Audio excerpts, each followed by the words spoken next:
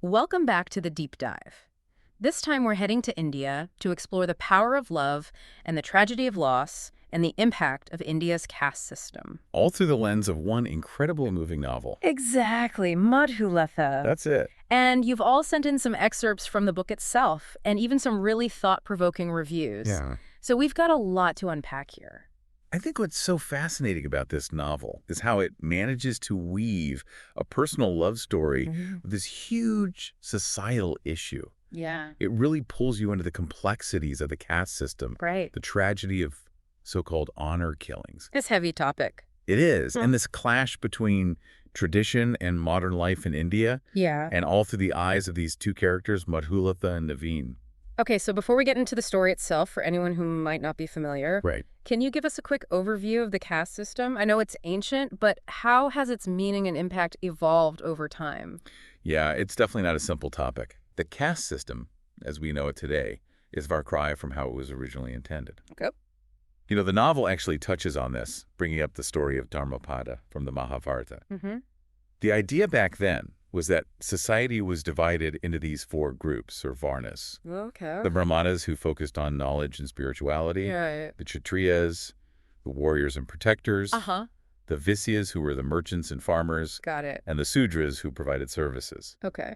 But the key here is that it was supposed to be based on merit, Okay. on what you were good at, not on who your parents were. Interesting. Dharmapada's story illustrates this beautifully. Yeah. He was born a Sudra, but through his actions and wisdom, he was elevated to the status of a Brahmana. So it was more about specialization, almost like a way to organize society efficiently. Is that? Not about locking people into a hierarchy based on birth, Right. but somewhere along the line, that whole idea seems to have gotten well corrupted, wouldn't you say? Sadly, yes. Yeah. Over centuries, the system became incredibly rigid. Mm-hmm. The focus shifted from merit to birth. Right.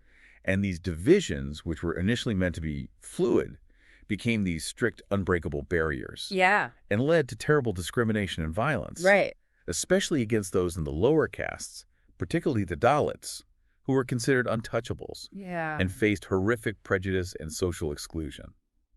And this is where our main characters, Naveen and Madhulatha, come in, right? Yes. They kind of become this flashpoint where these tensions collide. Exactly. Naveen, a brilliant Dalit student, embodies this clash between individual talent and societal barriers. Uh-huh. The novel portrays him as this incredibly charismatic and eloquent speaker, Yeah. someone who could really move people with his words. Powerful. There's this scene where he gives a powerful speech at a college debate about reservation, Okay. where he says, "We, the tillers of the land, the weavers, the potters, artisans, and scavengers of the society, have never had an equal place with the people of upper castes." This subordination, the slavery of the Dalits, is unending. You can really hear the pain and the weight of history in those words. Yes. It's like he's giving voice to generations who have been silenced and marginalized. Absolutely. And it's in this setting where these ideas are swirling around that he meets Madhulatha. Yes. Tell me about her. Madhulatha is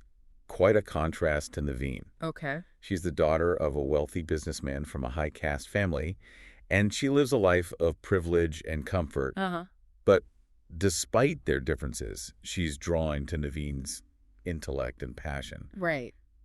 Their connection, though, as the novel makes clear, is immediately problematic. I see. They come from completely different worlds, Yeah. separated by both caste and class. Ah, the classic forbidden love trope. Right. And it sounds like the novel really uses this to explore those stark differences in their lives. Absolutely.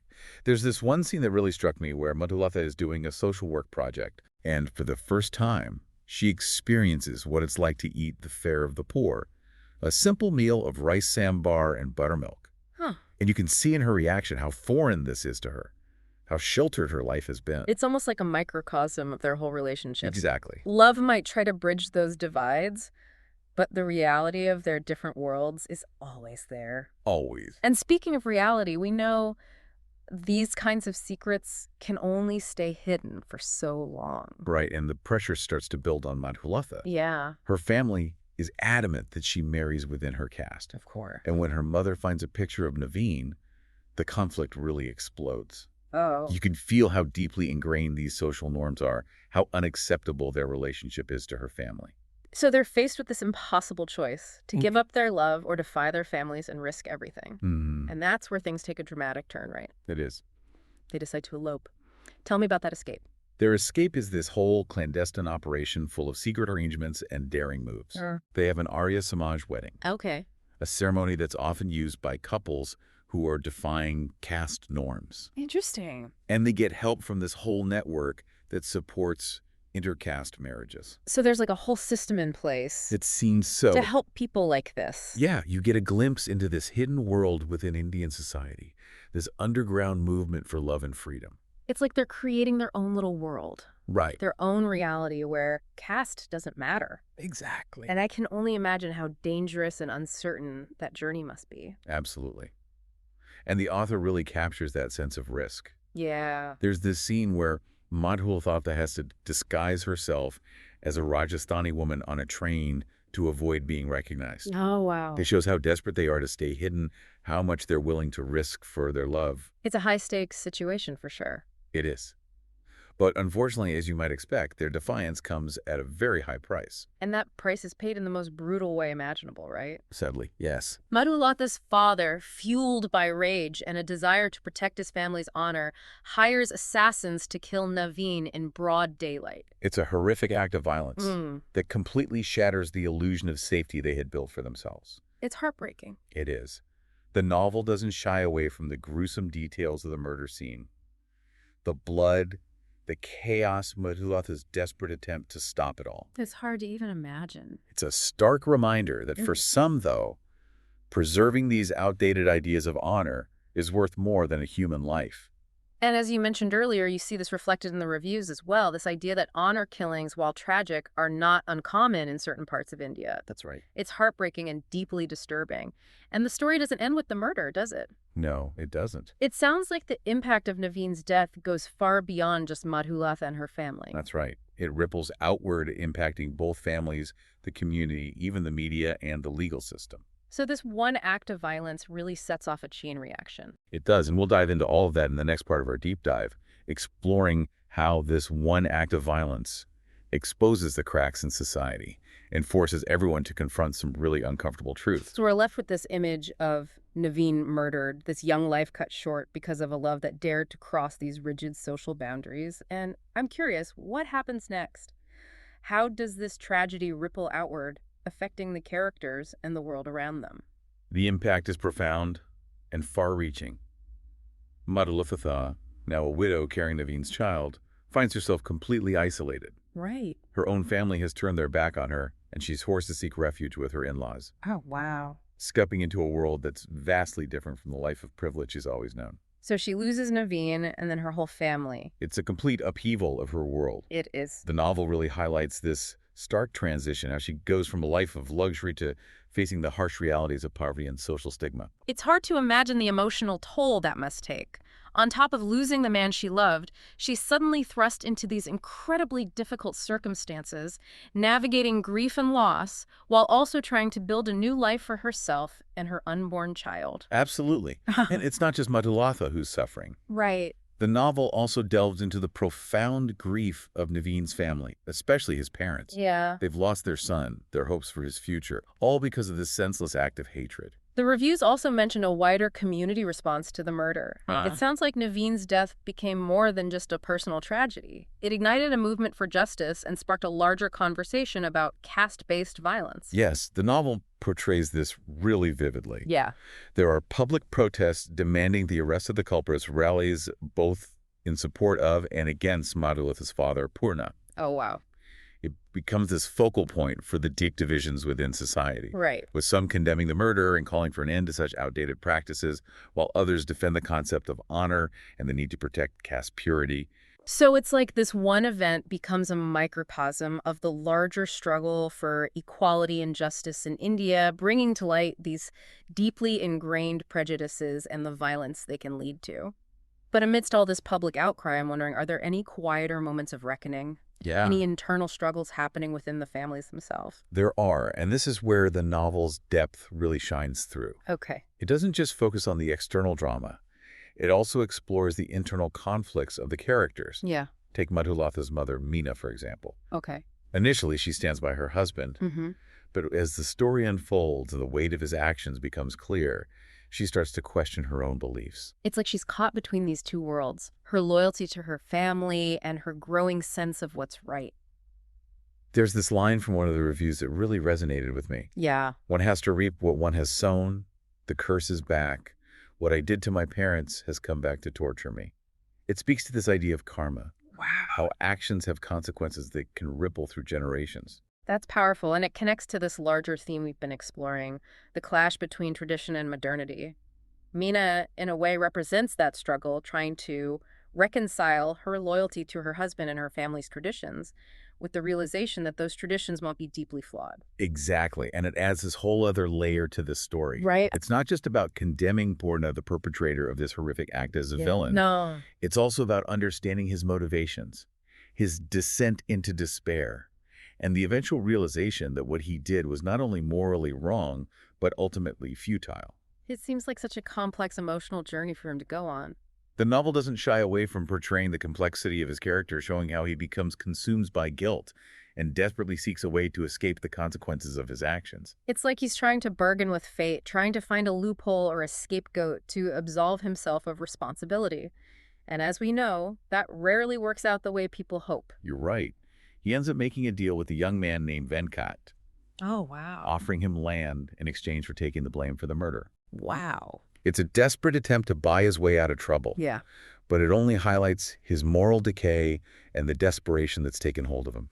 So we have Madhulatha trying to rebuild her life while carrying the weight of this immense loss, and Purna spiraling into despair as he tries to outrun his guilt. It paints a pretty bleak picture, doesn't it? But I'm sensing there might be a glimmer of hope somewhere in all of this. You're picking up on something important. Hmm. The novel doesn't leave us completely without redemption. Oh, good. While Makuva embodies resilience and the strength of the human spirit, Purna, in his own way, goes through a transformation. Okay. He eventually reconciles with his wife, seeks forgiveness from Madhulatha, and in a final act of atonement relinquishes his wealth to Madhulatha's son. Wow. It's not a complete absolution of his actions, but it does suggest a glimmer of remorse, an attempt to right the wrongs he's committed. It adds a layer of complexity to his character, doesn't it? He's not simply a villain. He's a man grappling with the consequences of his choices, ultimately seeking some form of redemption, however imperfect it may be. But it sounds like the novel's message goes beyond just individual stories of loss and regret. It also speaks to these larger societal issues, right? Absolutely. Mm. As several of the reviewers pointed out, Madhulatha acts as a mirror, reflecting the deeply ingrained prejudices that still exist in India. Right. It forces us to confront the uncomfortable reality of honor killings and the systems that perpetuate them. It's a powerful reminder that while individual stories of love and loss can move us, it's equally important to examine the structures that create those circumstances, the societal norms that can lead to such devastating consequences. And that brings us to the central question. What can be done to challenge these norms and create a more just and equitable society? That's a question that's been debated for generations. Yeah. And Madhula doesn't pretend to have all the answers, but what it does do is spark a conversation, shining a light on the human cost of these deeply ingrained prejudices and prompting us to ask ourselves, how can we be part of the solution? Yeah, it really makes you wonder, what would you do if you were in Madhulatha's shoes? Right. Faced with such a devastating loss, the weight of societal pressure and the turmoil within her own family? I mean, it's truly a testament to her strength Yeah. that she not only survives, Yeah. but finds a way to rebuild her life Right. and honor Naveen's memory. Yeah, and what's remarkable is how the novel, while highlighting the tragic consequences of challenging those deeply ingrained norms, also suggests that change is possible. We see it in characters like Meena Madhulatha's mother. Yeah. Her perspective on love and marriage evolves throughout the story, showing that even those who uphold these traditions can be moved to question them. Right. And there's that element of redemption in Purna's story, too. Right. While his actions are inexcusable, his final act of atonement suggests that even those who have caused immense harm can find a path towards acknowledging their wrongs and seeking forgiveness. Yeah. But the novel makes it clear that societal change requires more than just individual transformation, doesn't it? You're absolutely right. One of the reviewers, a social activist, put it perfectly. Madhulatha rips the mask off the caste politics in our society. Ooh, I like that. Yeah, it forces us to confront these uncomfortable realities of caste-based violence and the impact it has on individual lives. Yeah. This isn't just a fictional story. Right. It's a reflection of the challenges India continues to face in overcoming these deeply ingrained prejudices. It's a call to action, isn't it? A challenge for each of us to examine our own biases, to speak out against discriminatory practices, and to actively work towards a more just and equitable society. Definitely. The novel doesn't offer easy answers, but it makes it clear that silence and inaction are not an option. And if we connect this to the bigger picture, Madhulatha isn't just about caste. Hmm. It's about any system that seeks to limit individual freedom and choice based on arbitrary factors like birth or social standing. Yeah. It's a reminder to constantly question those systems. And to strive for a world where love and equality triumph over prejudice and hate. It's a powerful message and one that stays with you long after you finish the book. This deep dive has only scratched the surface. I highly recommend you seek out the full novel for a truly immersive experience. Madhulatha is a story about love loss and the enduring human spirit. But it's also a story about the urgent need for social change, a challenge for each of us to be part of that change. Until next time, keep exploring.